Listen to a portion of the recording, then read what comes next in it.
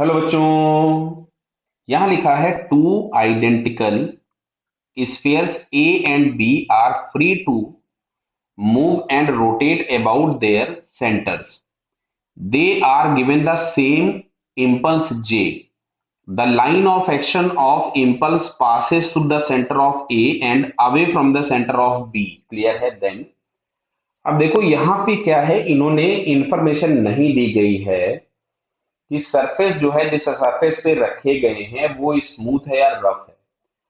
अगर स्मूथ मान के आंसर करेंगे तो अलग आंसर्स मिलेंगे और रफ मान के आंसर करोगे तो अलग मिलेंगे. एग्जाम वगैरह में जो क्वेश्चन होगा ना, बहुत स्पेसिफाई होता है. वो इस तरीके के डाउट्स जो होते हैं वहां पे नहीं रहते हैं, क्योंकि हम क्रॉस चेक करते हैं. जैसे अब इस क्वेश्चन को मैं ही क्रॉस चेक कर रहा हूं, तो वैसे बहुत सारे वहां पे जो टीचर्स होते हैं वो क्रॉस चेकिंग होती है, तो वो करेक्ट हो जाएगा. तो अभी फिलहाल हम लोग इस क्वेश्चन को सॉल्व कर रहे हैं सरफेस स्मूथ मानते हुए. क्लियर? तो चलिए, मैं यहाँ पे दो अलग अलग डायग्राम्स बना दे रहा हूं जिससे आपको चीजें समझ में आए थोड़ी. स्पेयर ए और स्पेयर बी, मैं ये दो अलग अलग स्पेयर्स बना रहा हूं और हम लोग ये मान रहे हैं कि दोनों के दोनों स्मूथ सरफेस पे प्लेस किए गए हैं. क्लियर? कोई डाउट डाउट होगा तो बेटा आराम से इसको देखना, सोचना, सारी चीजों को आप पूछ तो खैर क्या पाओगे. अभी ये आपके पास स्पेयर ए है जिसको हम लोगों ने जो इंपल्स दिया वो इसके सेंटर से पास हुआ, और ये वाला जो स्पेयर बी है इसको जो हम लोगों ने इंपल्स दिया वो इसके सेंटर से थोड़ा सा अवे था, मतलब ऊपर लगा.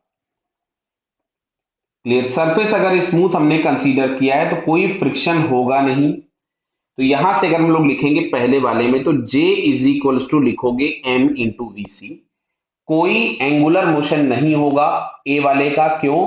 क्योंकि यहाँ पे जो इंपल्स है वो सेंटर से ही पास हुआ, तो कोई टॉर्क नहीं मिलेगा. जबकि यहाँ पे हम लोग लिखेंगे J बराबर M इंटू वी सी और J. और अच्छा, मान लो ये जो डिस्टेंस हम लोगों के पास थी, इस डिस्टेंस को कुछ भी हम स्मॉल आर लिख दें, तो J into small R is equals to I into omega भी मिलेगा. मतलब जो स्पेयर बी होगा उसमें एक एंगुलर वेलोसिटी भी आएगी और ट्रांसलेशनल भी आएगी. तो यहां हमको देख रहा है कि दोनों की जो ट्रांसलेशनल स्पीड होगी वो सेम होगी. तो A and B having the same speed, तो पहला ऑप्शन करेक्ट हो गया. B will have greater kinetic energy than A. देखो होगी क्यों? ए के पास केवल ट्रांसलेशन काइनेटिक एनर्जी, जबकि बी के पास ट्रांसलेशन भी होगी और रोटेशन भी होगी, और दोनों की ट्रांसलेशन बराबर है, तो रोटेशन कितना भी पार्ट होगा तो बी की एनर्जी ज्यादा हो गई. सेकंड वाला करेक्ट हो गया.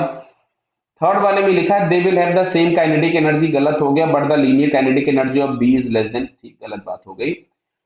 फोर्थ में लिखा गया है the kinetic energy of B will depends on the point of impact. बिल्कुल सही है. क्यों? ये जो इसका ओमेगा हम लोगों को मिल रहा है बी वाले का, क्या बी वाले का ओमेगा हमको मिलेगा ना जे आर अपॉन आई.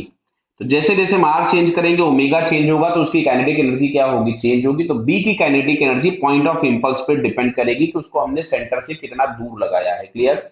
तो करेक्ट ऑप्शन के नाम पे यहाँ पे फर्स्ट, सेकंड और फोर्थ करेक्ट है.